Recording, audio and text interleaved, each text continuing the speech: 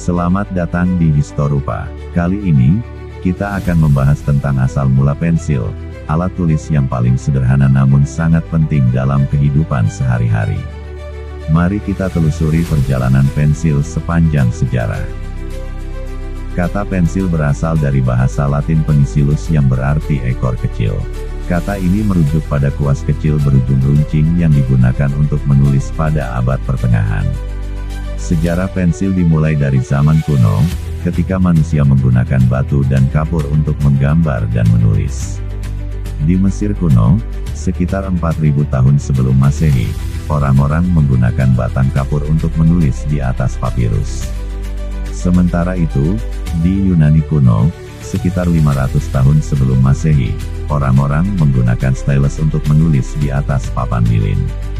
Penggunaan timbal dan grafit sebagai alat tulis juga telah ada pada zaman ini, namun belum banyak digunakan. Pada abad pertengahan, bongkahan timah atau timbal telah digunakan untuk menggambar maupun merancang sebuah manuskrip. Timah digunakan karena meninggalkan bekas goresan abu-abu pada media tulis dan dapat ditimpa dengan tinta. Alat tulis dari timbal disebut lead, namun ada juga yang menyebutnya sebagai silver point. Silver point sebenarnya merupakan salah satu jenis metal point yang bentuknya mirip bolpen pada saat ini, yang jika digoreskan akan meninggalkan garis perak tipis. Silver point juga disebut dengan stylus. Namun banyak yang menyebut silver point sebagai teknik menggambar populer di akhir periode Gotik atau awal Renaissance. Teknik ini digunakan oleh seniman seperti Jan van Eyck, Leonardo da Vinci, Albrecht Dürer, dan Raphael. Kelemahan stylus atau silver point adalah goresan tidak mudah dihapus, sehingga jika ada kesalahan dalam menulis atau menggambar tidak dapat dikoreksi. Melihat kekurangan dari alat ini, pada akhirnya orang-orang berpindah ke grafit karena lebih mudah dihapus jika terjadi kesalahan saat menulis atau membuat sketsa gambar. Pada tahun 1564 ditemukan kandungan grafit murni dalam jumlah besar di Borrowdale, sebuah lembah di distrik Lake, Inggris bagian utara. Meskipun kelihatan seperti batu bara, mineral tersebut tidak dapat terbakar, dan meninggalkan bekas berwarna hitam mengkilap, serta mudah dihapus di atas permukaan yang ditulisi. Penemuan grafit dalam bentuk bongkahan di Inggris membuka peluang baru untuk pembuatan pensil. Karena memiliki tekstur yang berminyak, bongkahan tersebut dibungkus dengan kulit domba atau dibebat dengan tali agar lebih mudah digunakan.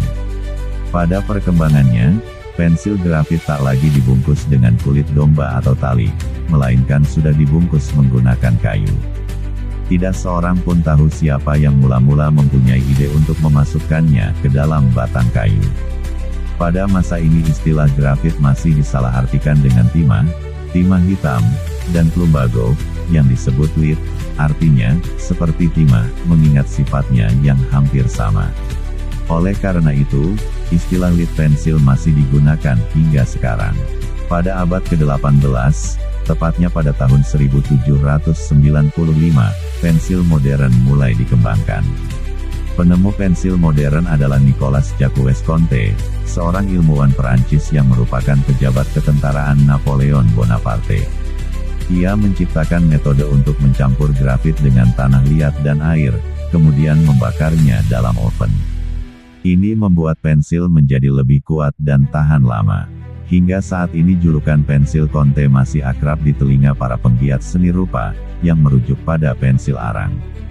Sekarang, pensil tersedia dalam berbagai jenis dan ukuran.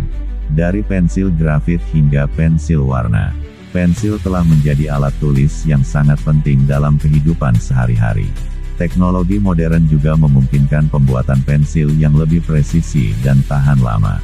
Dari batu kapur hingga grafit, kita dapat mengetahui sejarah pensil dan menunjukkan bagaimana alat tulis sederhana dapat berkembang menjadi lebih kompleks dan efektif.